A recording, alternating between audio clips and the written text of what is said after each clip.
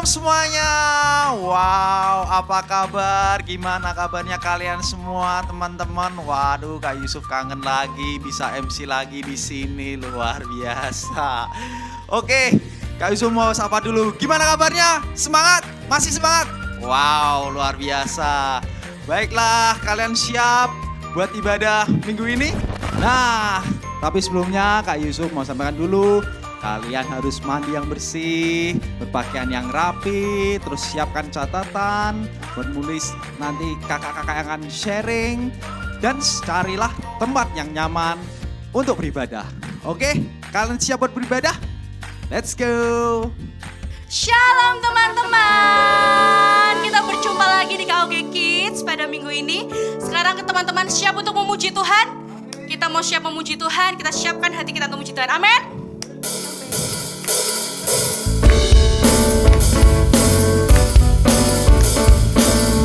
Kita sama-sama puji Tuhan ya.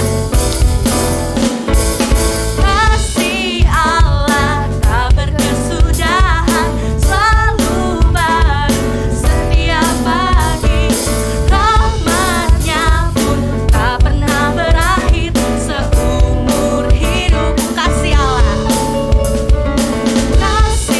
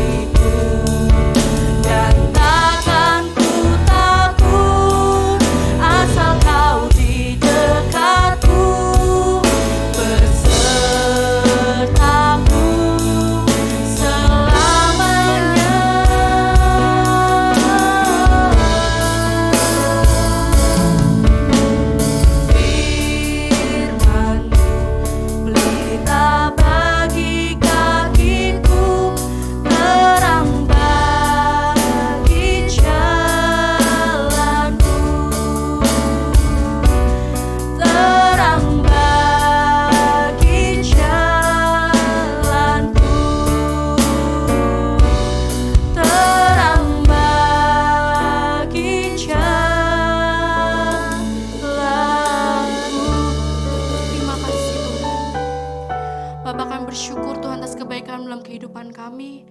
Kami mau mendengarkan dalam firman-Mu Tuhan. Biarlah apa yang disampaikan Tuhan, firman yang disampaikan Tuhan itu dapat kami dengar Tuhan.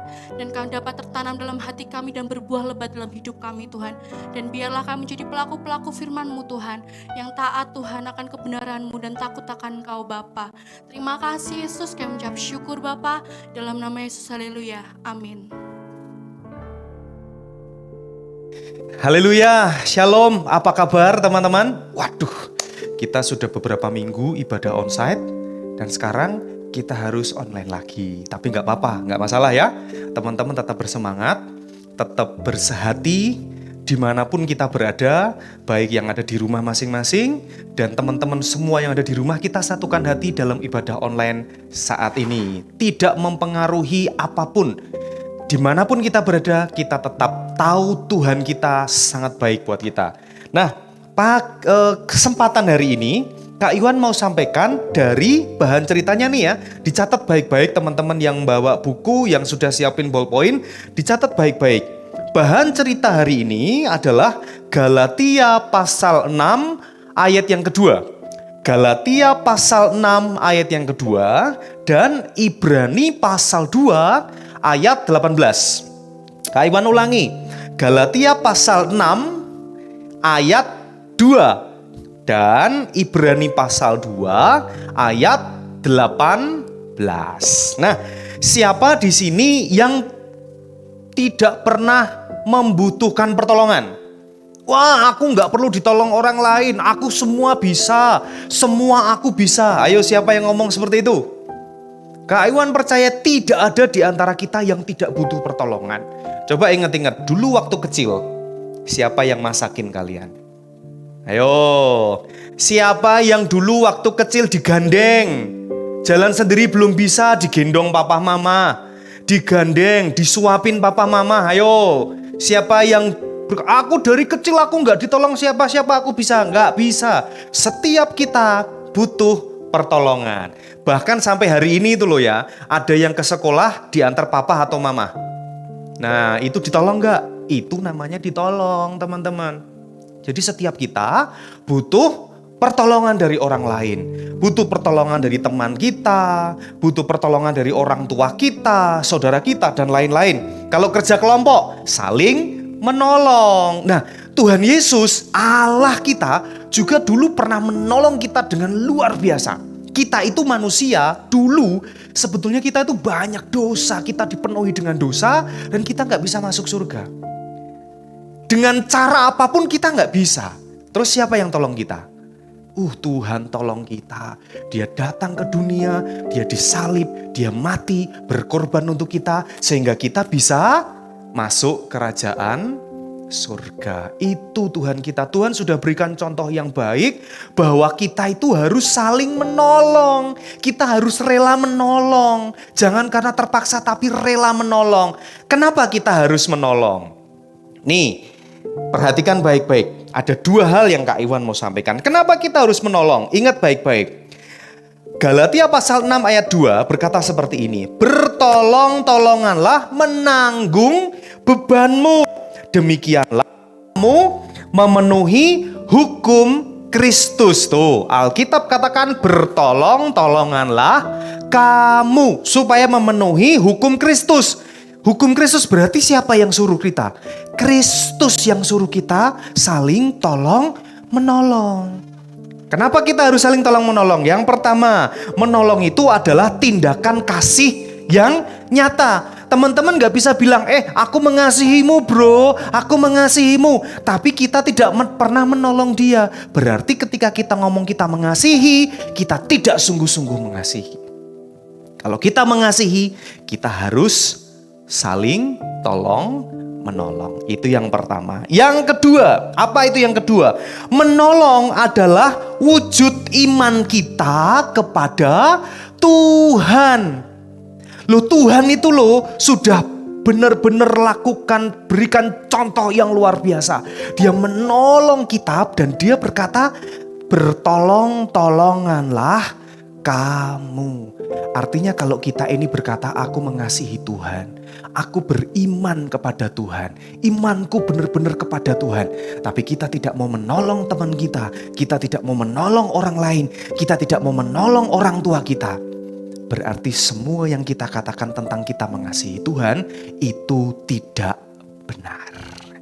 Kalau kita mau mewujudkan iman kita yang benar kepada Tuhan, teman-teman harus saling menolong. Siapa saja yang kita tolong? Teman kita tolong. Saudara kita, kakak atau adik kita tolong kalau mereka butuh pertolongan. Papa, mama, saudara kita semuanya, kalau butuh pertolongan, tolong mereka. Karena ketika kita bisa saling menolong, artinya kasih Kristus itu tinggal dalam hidup kita. Amin.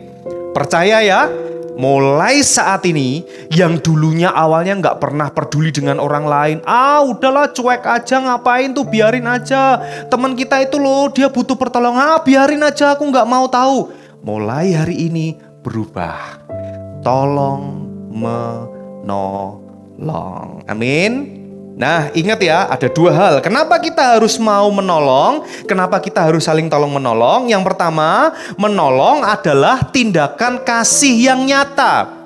Kalau kita mengasihi, apa yang harus kita lakukan? Menolong, membantu, perhatian kepada orang lain. Itu yang pertama. Yang kedua, menolong adalah wujud iman kita kepada Tuhan. Kalau kita berkata kita mengasihi Tuhan, kita beriman kepada Tuhan, kita harus mau menolong orang lain. Amin, teman-teman. Janji ya, mulai hari ini saling menolong dimanapun kita berada. Nah, Kak Iwan mau sampaikan ayat hafalannya nih. Ingat ya, ayat hafalan berarti harus dihafal. Ayat hafalan harus dihafal. Ketika ditanya oleh kakak-kakak guru kelas, bukan membaca tapi menghafal. Yuk, Yakobus pasal 2 ayat 26. Yakobus pasal 2 ayat 26. Sebab seperti tubuh tanpa roh adalah mati, demikian jugalah iman tanpa perbuatan adalah mati. Ulang. Yakobus 2 ayat 26. Sebab seperti tubuh tanpa roh adalah mati, demikian jugalah iman tanpa perbuatan adalah mati. Jadi kalau kita beriman, kita harus berbuat. Kalau kita beriman kepada Tuhan, kita harus mengasihi orang lain, menolong orang lain. Amin. Yuk, tundukkan kepala, tutup mata. Kak Iwan mau berdoa buat kita semua. Tuhan, aku bersyukur Engkau sudah mengasihi kami. Engkau sudah menolong kami dengan membebaskan kami, menebus segala dosa kami. Dan hidup kami diperkenan oleh Tuhan. Hamba berdoa untuk setiap anak-anak Tuhan dimanapun mereka berada yang mengikuti ibadah online saat ini. Biarlah Tuhan kasih mereka dinyatakan ketika mereka mau saling menolong satu dengan yang lain. Engkau kuatkan mereka supaya mereka bisa Tuhan menolong teman mereka, orang tua mereka, siapapun yang membutuhkan pertolongan. Terima kasih Tuhan Yesus. Di dalam nama Tuhan Yesus, terpujilah nama Tuhan dari kekal sampai kekal. Haleluya. Amin. Tuhan Yesus memberkati. Haleluya, luar biasa. Gimana kalian diberkati dengan puji-pujiannya, dengan firman yang disampaikannya. Kak Yusuf juga sangat-sangat diberkati. Kalian juga pasti sangat diberkati. Amin. Baiklah, saatnya kita akan memberikan persembahan buat Tuhan. Buat teman-teman yang akan memberikan persembahan, bisa melalui kode QRIS di bawah ini. Nah, udah? Oke, akhirnya selesai sudah ibadah kita hari ini.